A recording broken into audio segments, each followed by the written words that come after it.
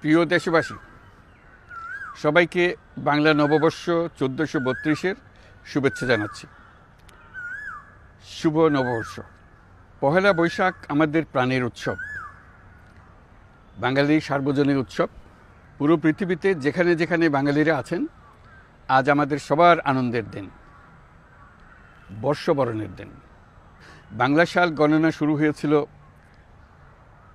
কৃষিকাজের সুবিধার জন্য, ফসলি সন হিসেবে। এখনও এদেশের কৃষকরা বাংলা তারিখের হিসেবেই বীজ বোনেন, ফসল তোলেন।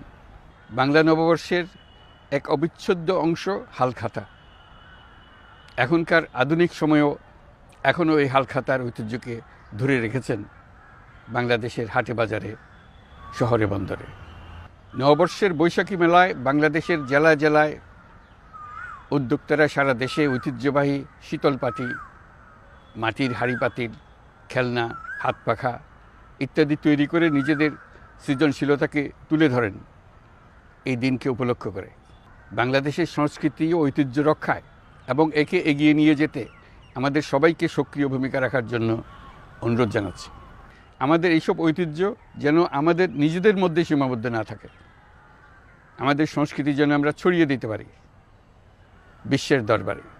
বছরের এই দিনটিতে আমরা সুযোগ পাই আমাদের সুদীর্ঘ ঐতিহ্যকে নতুনভাবে নতুন প্রজন্মের কাছে উৎসবমুখর পরিবেশে তুলে ধরতে এবং পৃথিবীর সামনেই তুলে ধরতে। পাহাড় ও সমতলের বিভিন্ন জাতিগোষ্ঠীও চৈত্র সংক্রান্তি ও নববর্ষে এবার বড় পরিসরে উৎসব উদযাপন করছে। পহেলা বৈশাখ সম্প্রীতির দিন, মহামিলনের দিন, আজ সবাইকে আপন করে নেওয়ার দিন। এবারের নববর্ষ নতুন বাংলাদেশের প্রথম নববর্ষ।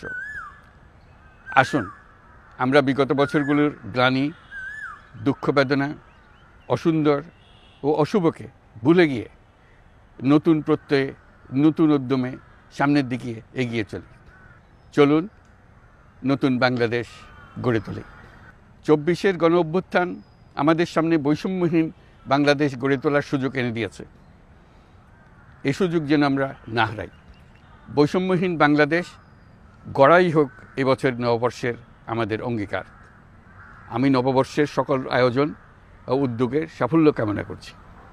নববর্ষ 1432 আমাদের সবার জন্য শুভদিনের সূচনা করুক। নববর্ষ আমাদের সকলের জন্য নতুন ও গভীর আনন্দের উন্মোচন করুক, এই কামনা করছি। সবাইকে আবারও আমার নববর্ষের শুভেচ্ছা ও সালাম জানাচ্ছি। আসসালামু আলাইকুম। মহান আল্লাহ আমাদের সহায় হন। আল্লাহ হাফিজ।